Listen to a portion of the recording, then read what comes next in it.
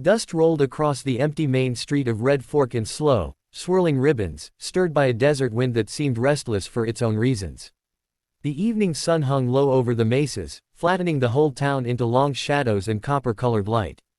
At this hour, most folks kept indoors. The heat of day had faded, but the promise of trouble had a way of lingering in Red Fork long after the sun dipped. Windows were shuttered early, doors locked before supper. A person passing through might call the place quiet, but anyone who lived there knew better. It wasn't quiet, it was watchful. Down near the freight station, the air felt thick with tension even before the riders arrived. A few locals saw dust kicking up along the southern trail and peered out through slats in their shutters. Men who rode that hard, this close to dusk, weren't typically carrying good intentions. And these three certainly weren't. Their horses came in lathered and irritable, snorting against their bits as the riders jerked them to a stop. The leader, Graham Tate, swung down first. He was a tall man with a swagger that came from having bullied enough people who couldn't push back. He dusted off his vest with long, practiced motions, as though removing the day's grime also washed away the things he'd done along the trail. Behind him dismounted the Clark brothers, sturdier in build but smaller in imagination. They followed Graham in most things, because following him seemed easier than thinking for themselves. Graham scanned the buildings, squinting against the last rays of sunlight. "She came this way," he muttered. "She can't have gotten far," one of the Clark brothers said, wiping sweat from his forehead. "We near ran our horses raw."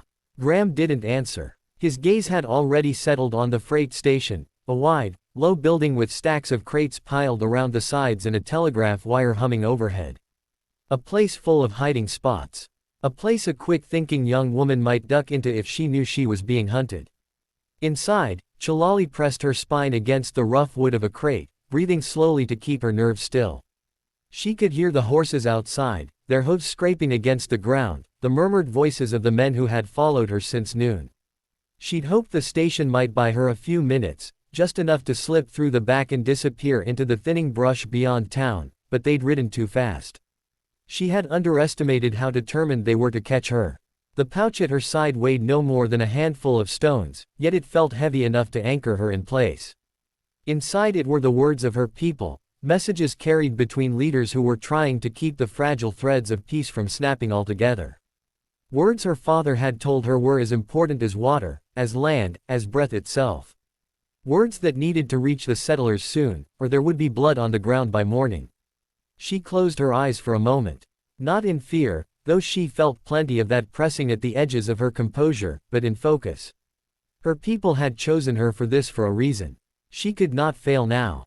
Footsteps crunched outside. 3 sets. Slow. Purposeful. Chilali moved farther into the shadows of the freight station. The wooden slats of the wall let in thin stripes of light, painting the dust in gold. Her heartbeat felt too loud. The men were spreading out. She could sense it even before she heard the first hand slam against the side of the building. "Check inside," Graham ordered. The door creaked. Light spilled in, dim, dusk soft, but enough to reveal too many shapes in the room. Graham stepped in first, eyes scanning with the sharpness of a man used to cornering prey. "There you are," he said softly when he spotted her. Chilali shifted her weight, setting her hands at her sides. She would not show fear. She would not let them see her shrink.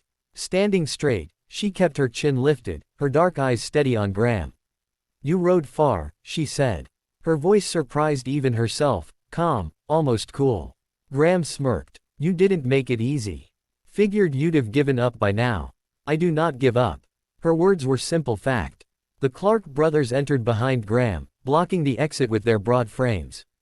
Graham stepped closer, the floorboards groaning beneath his boots. "Let's not play games," Graham said. "You've got something for us." "I carry a message," she answered. "Nothing more." "Well," Graham said, "I want that message." "You do not understand it." He shrugged. "I don't need to. I just need it in my hands. Makes me look real useful to the folks who'd pay to keep trouble stirred up." Chilali's jaw tensed. Trouble. That was all men like Graham wanted. Fuel for arguments, sparks for grudges, excuses for violence. She knew his type from stories her elders told. Selfish men who would trip the world just to feel taller. One of the brothers took a step forward. "Just give him the pouch, girl." Chilali's hand moved to her belt, but not to surrender the pouch, only to anchor herself, grounding her fear into something steadier.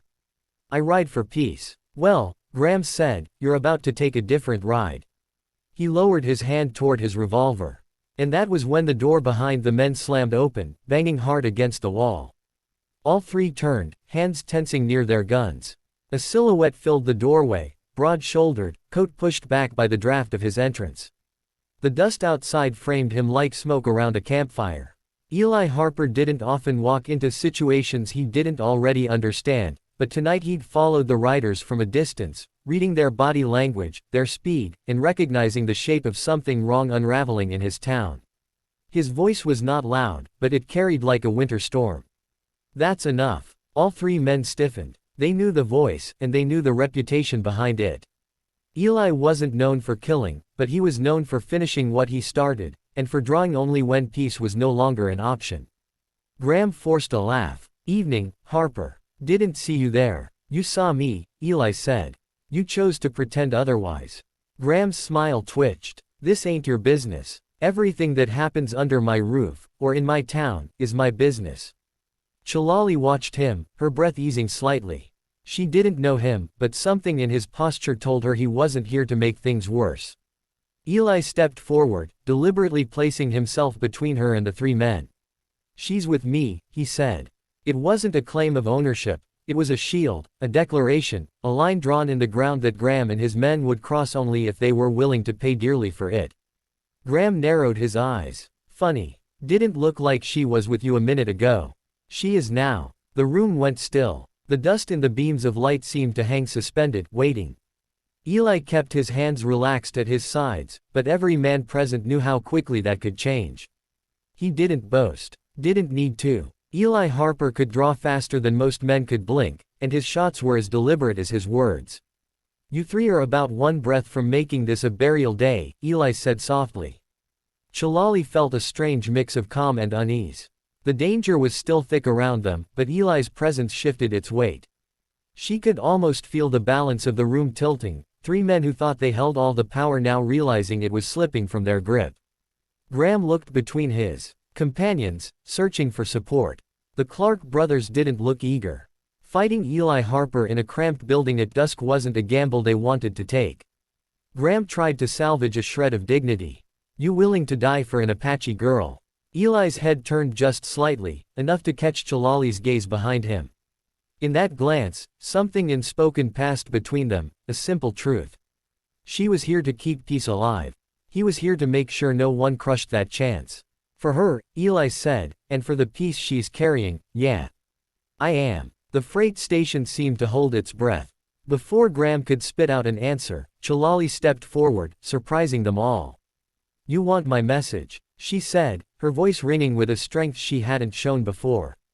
She pulled the pouch free from her belt, not handing it over, but holding it where they could see it. You cannot stop it. My people will meet with the settlers at the river bend tomorrow. They will know what happened here. The Clark brothers shifted. Graham's jaw tightened. She wasn't the frightened quarry he expected. She was a messenger carrying the future of two peoples. Eli stepped closer, his stance unshakable.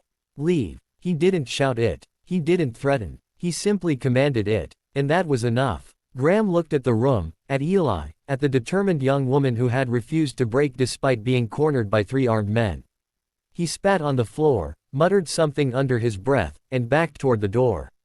Come on, he snapped to the brothers. Ain't worth the trouble. They shoved out into the fading light, boots thudding in the dust as they retreated to their horses. A moment later the sound of galloping faded into the twilight, swallowed by the vast desert. Silence settled again, softer this time. Less sharp. Chilali exhaled, letting the tension drain from her shoulders. Eli didn't turn at first, he waited until he was certain the riders were gone. When he finally faced her, his expression was steady, thoughtful. You didn't have to help me, she said quietly. Yeah, Eli replied, I did. And for the first time since she'd entered Red Fork, Chilali felt the faint stirrings of safety. Not certainty, not yet. But something like a path opening where moments ago there had been none.